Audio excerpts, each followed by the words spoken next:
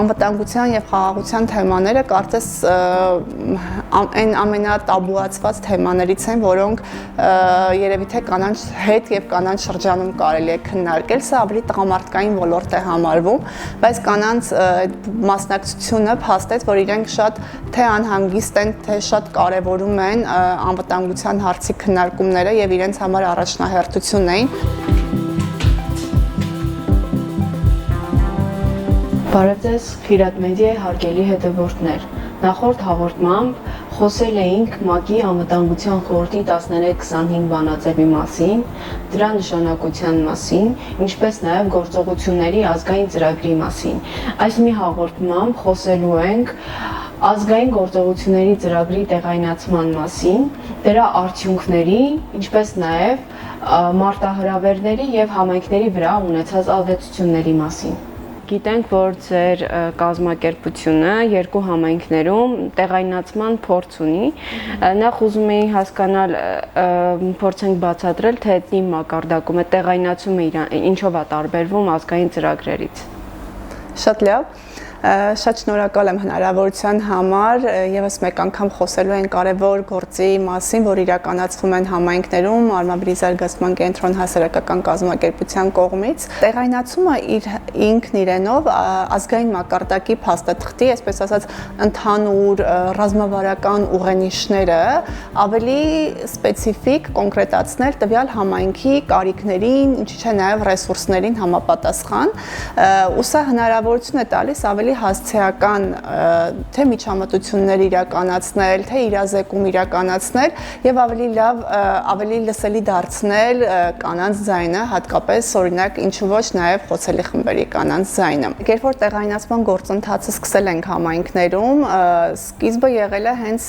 տեղական ծրագրի համաստեղծումը, այսինքն մենք մասնակցության սկզբունքով ենք, մասնակցային սկզբունքով ենք իրականացրել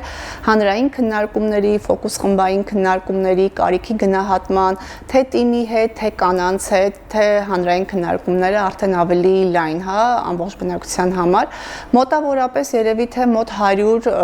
քաղաքացի բնակիչ ամեն համայնքից, թե Իջևանից, թե Վարդենիսից, այս գործընթացում ներգրաված եղել են համաստեղծման։ Կանանց խաղաղություն եւ անվտանգություն օրակարգի մասին տեղեկացել եմ 2022 թվականին Արմավիր զարգացման կենտրոնի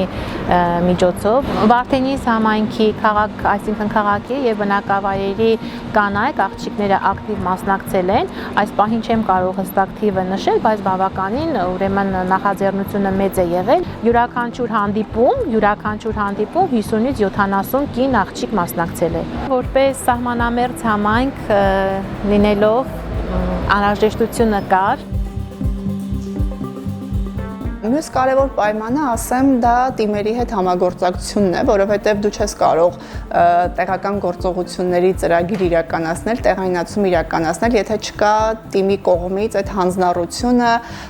պատրաստակամությունը, ընկալումը դրա կարևորման եւ երկու համայնքներն էլ կարող են փաստել, որ շատ պատրաստակամ են եղել համագործակցության տեսանկյունով եւ երկու կողմերս էլ փորձել ենք հնարավորինս թե ռեսուրսների, թե ժամանակահատվածի ընթացքում առավելագույնը անել, որպեսզի տեղայնացման գործընթացը լիարժեք իրականացվի համայնքում։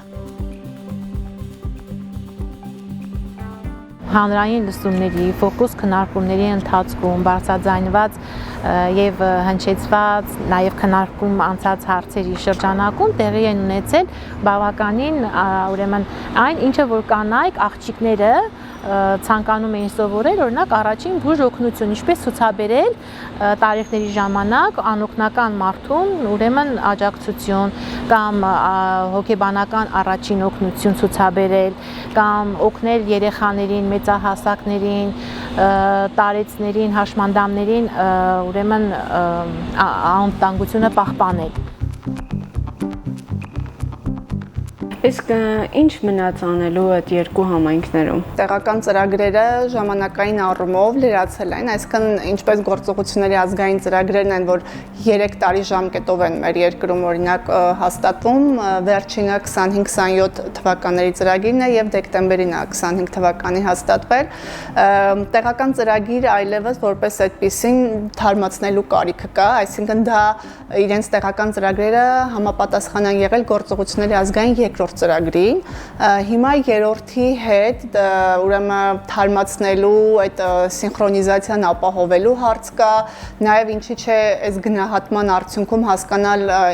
ինչ ենք իրականացրել համայնքները իր հերթին բավականին համայնքները, հա, գործողություններ են արել թե թիմի միջոցներով, թե այլ դոնորների հետ համագործակցությամբ որոշակի գործողություններ տեղական ծրագրերից իրականացրել են։ Այսինքն հիմա ունեն գնահատումը ինչն է արված, ինչը ոչ, կարիք կա նաև այդ քննարկումը նորից ծավալել, հասկանալ չարվածների առաջնահերթությունները կամ գուցե նոր առաջնահերթություններ են հայտ եկել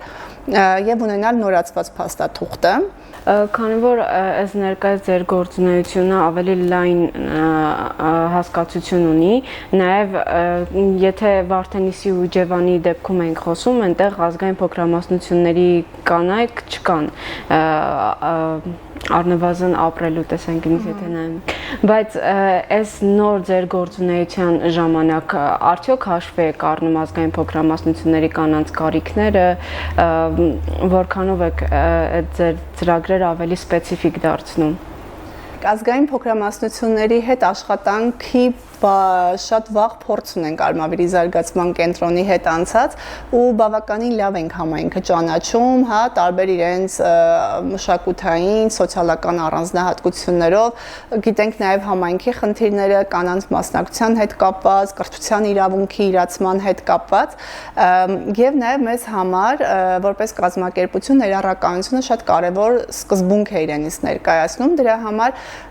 ի սկզբանե մտածեցինք, որ եթե պետք է ազգային մակարդակի փաստաթուղթ մշակվի, չի կարող չլինել ներառական եւ չի կարող չհասցեագրել նաեւ ազգային փոքրամասնությունների, այդ թվում եւ եզդիական համայնքի ուրեմն կարիքները եւ սկսեցինք նրանից, որ մենք ունենք ազգությամբ եզդի եւ նաեւ հասարակական կազմակերպություն, որտեղ գործունեություն են ծավալում եւ նաեւ ինքը օրինակ ապահովի փաստաթղթի ներառականության հատվածը, սա ինչ է ենթադրում, որ փաստաթուղթը կունենա առանձին, չգիտեմ, բաժին, գուցե ենթագլուխ, որտեղ կշոշափվեն ներառականության հարցերը եւ նաեւ կազմակերպությունը արդեն իր փորձի վրա հիմնվելով առաջարկները, կանանց ձայները լսելիությունը բարձրացնելու ուղղված առաջարկները հնարավորություն կունենա այստեղ ներառելու։ Քանի որ վստահ չեմ, թե որ համայնքների հետ կլինի համագործակցությունը, այսպես ավելի ինստիտուցիոնալ մակարդակում այդ միջավայրը ապահովելուն ուղղված քայլեր ենք դեռևս արել, հա, միտված։ Եթե արդեն կունենանք կոնկրետ համայնքներ, որտեղ կլինեն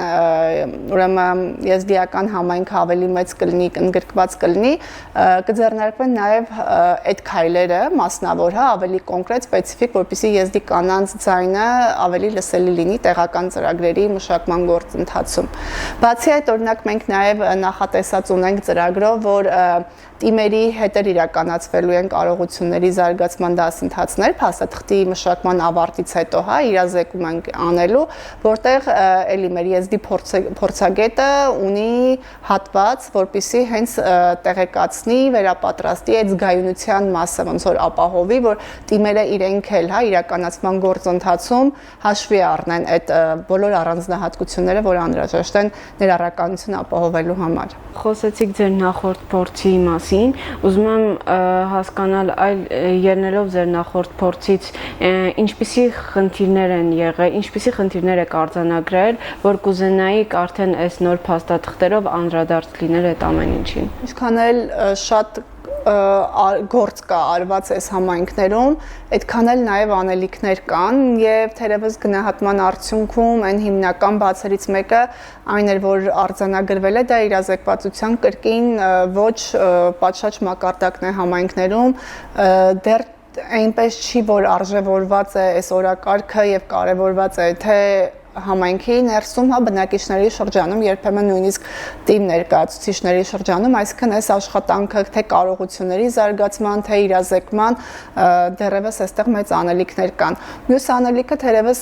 ֆինանսավորման խնդիրն է։ Այսօր մեր գործողությունների ազգային ծրագիրն էլ ինքը առանձին բյուջե չունի, այսինքն այստեղ ինչ որ իրականացվում են էլի տարբեր ուրեմն այսպես դոնորական աջակցության ծրագրերի շրջանակներում եւ կան նաեւ որոշակի գործողություններ, որոնք տարբեր նախարարությունների պարտականությունների հետ այսպես հատվող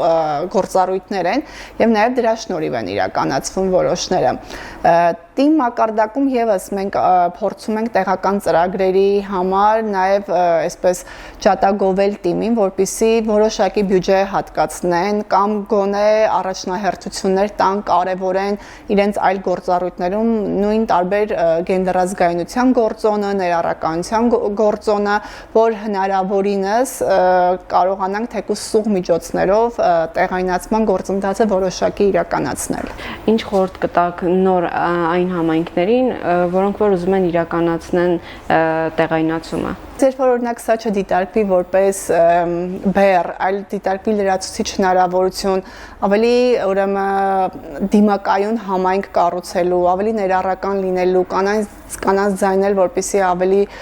շատ հնչի, չգիտեմ, անվտանգության եւ խաղաղության հետ կապված հարցերին, երբ որ կլինի այս դիտանկյունը, ապա տեղայնացումը կդիտարկվի իսկապես շատ կենսական գործիք համայնքների համար եւ ամենակարևորը երկրորդ բանը, որ ուզում եմ ասել, դա իրական երկխոսությունն է բնակիչների հետ, մասնավորապես կանանց հետ։ Այստեղ թերևս երևի խորհուրդ կտամ նաև համայնքապետերին կից հասարակական խորհուրդներ կան, չէ, կանանց հասարակական խորհուրդներ, որոնցից մեծամասնությունը ցավոք ֆորմալ բնույթ են կրում։ Շատ կուզենայի տեսնել այս խորհուրդները իսկապես որպես աշխատող մեխանիզմներ, որպես հարթակ, որտեղ կանայք կարող են իրենց հուզող հարցերն ու խնդիրները բարձրաձայնել, այդ թվում եւ խաղաղության եւ անվտանգությանը առնչվող խնդիրները։ Եվ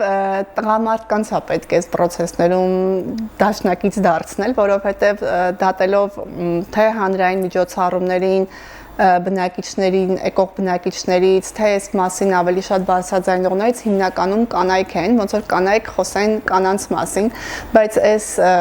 օրակարգը, ծրագրերը ազգային թե տեղական իրենք միայն կանանց մասին չեն։ Այսինքն տղամարդկանց եւս պետք է հավելյալ ջանք ուրեմն գործադրել իրենց այս process-ներում ներգրավելու եւ դաշնակից դարձնելու, որպեսզի այս միահամուռ ուժերով որ հաջողելու ենք։